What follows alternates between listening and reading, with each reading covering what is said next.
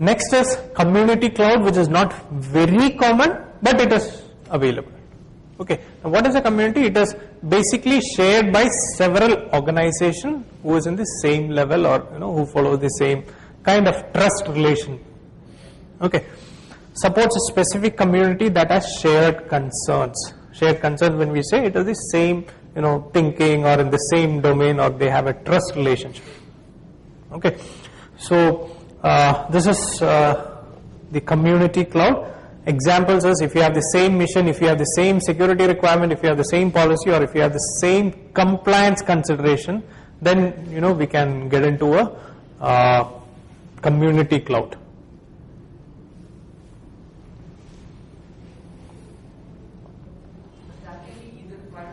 It could be, but if you are, I want all the people to be in the same compliance level, then it can fall under this. It could fall under public also. It could fall under public also, but not all the public are community. All the communities could be, or community could be part of a public, but public, the parameters or the requirements has to be met.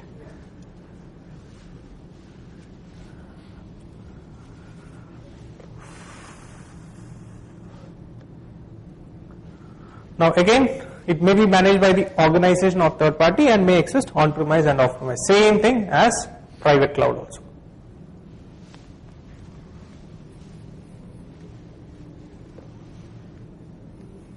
Now what is hybrid? Whenever in computer science or IT, whenever we come across that hybrid is a combination of whatever was we discussed in the above. It's not a rocket science. It's all the academics always they fill the slides with this. So composition of two or more clouds, private, community or public, they remain unique entities but are bound together by standardized or proprietary technology that enables data and application portability. So there is nothing new here. It's basically a combination, and there is some kind of defined interfacing happening. That is what they are trying to convey. So we'll be talking about, have you heard of a concept called cloud brokers? Cloud brokers. Okay, we'll be talking about this in detail.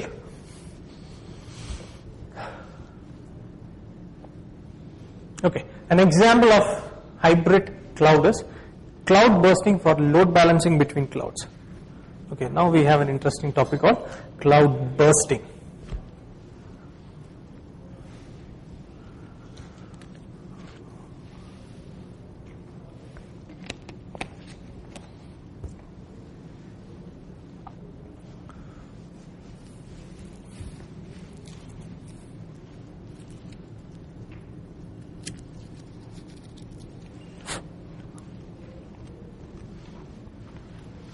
So how many of you heard of bursting? Not the Diwali bursting, the IT based burstings. Okay, which area? Okay, basically related to connectivity or bandwidth. Okay, so bursting is a term or a technology or a concept that has been traditionally associated with bandwidth or network based connectivity. Okay, now the IT people are very good in stealing concepts. So the cloud based marketing people, they stolen it, or they took it from the network, this thing. And what is cloud bursting is nothing new. It's a new twist on an old concept. Okay, and what is the twist? Bursting into the cloud when necessary, or using the cloud when additional compute resources are required. So basically this example of Cricinfo that I just said, the same concept is what we call technically as cloud bursting. Okay. Example, used to shoulder the burden of some of the application's processing requirement. Okay. What it means is, you have a application which is mission critical, in the sense that let's say 40% of the application contains mission critical information and 60% of the application contains regular information which is accessed by almost all the people in the organization. Okay, now you have to move towards cloud. Okay, so what you do is, this 40% of the mission critical you will put it inside the in-house IT infrastructure itself, so that you have complete control over it. The 40% you will, what you will do is you will migrate it to public cloud, so that at least that 60% of the cost factor you can reduce. Okay, why do people move towards cloud? What are the reasons? Low cost is one of the main reasons. I think I'm covering that also. What are the factors which you know about in-flight magazine concept? How many of you heard of it? In-flight magazines we have experience. Yeah, the CEOs generally spend most of the time in flight, and they come across some stupid article, and they say, okay, let's implement it. That is the IT people call it in-flight magazine syndrome or something is that.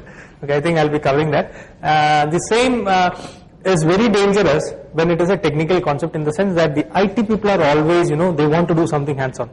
So when the CEO says that, let's try it out, it's an innovative technology, and the IT people also, sitting without a job, and okay, let's try, you're getting 10 servers and let's do it, then it is a headache for the financial guys. When these two people join, it's a headache for the financial guys. So there is a concept in IT management, in-flight magazine syndrome or something of that sort. Okay, so I think I'll be covering that in these slides.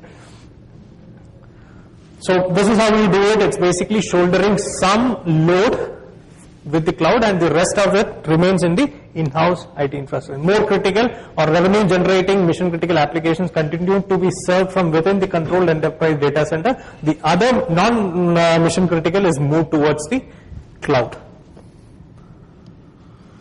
Now, how it is, the bursting is different from the traditional bursting, in the sense that traditionally been applied to resource allocation and automated provisioning, deprovisioning of resources. It was related to bandwidth only. So the bursting concept was only related to bandwidth, if you look at it 5 years back or 10 years back. But now it is not only related to bandwidth, but it is related to servers. Server burstings are available. You have application server bursting available. You have application delivery system bursting available. Lot of types of bursting is now available with the evolution of cloud.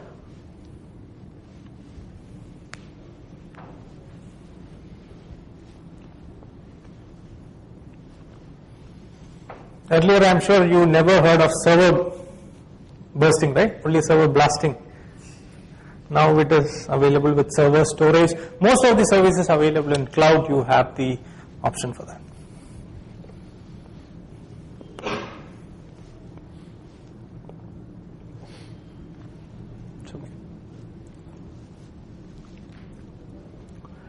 Now, when we talk about bursting, the bursting has to happen automatically, right? Right? When it is required, do we call the IT guys and say, okay, we need a burst, so please burst it? Do we say that? No, it has to happen automatically. Now, what do we call this automatic happening in general IT? Automation. But is this simple automation? What is happening in cloud? Like your backup automation, you do a scripting or scheduling, that we call it as automation. But is this the same level happening in cloud? Much more advanced, much more processes are interacting, a lot of factors are there. So what is the terminology that we call for advanced automation?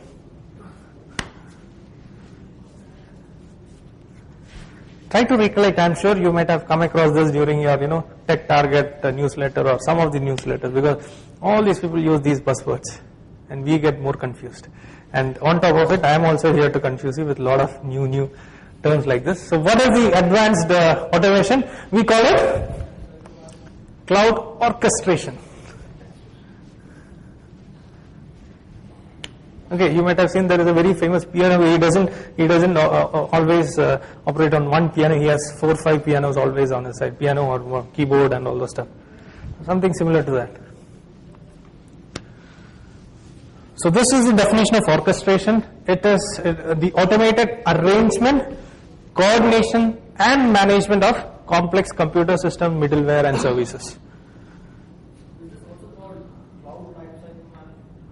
Not this.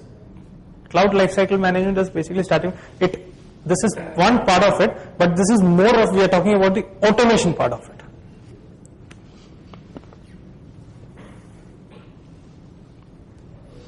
How many of you have heard or worked on SOA? So orchestration is there in SOA.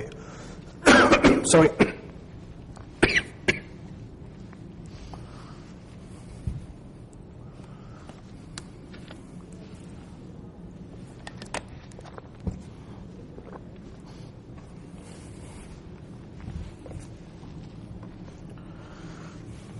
It was used in SOA, it was used in virtualization, it was used in provisioning, it was used in dynamic data center topics. Okay, so orchestration is not a new concept, it was there, but we glorified it as part of cloud. Okay, so we'll take a break.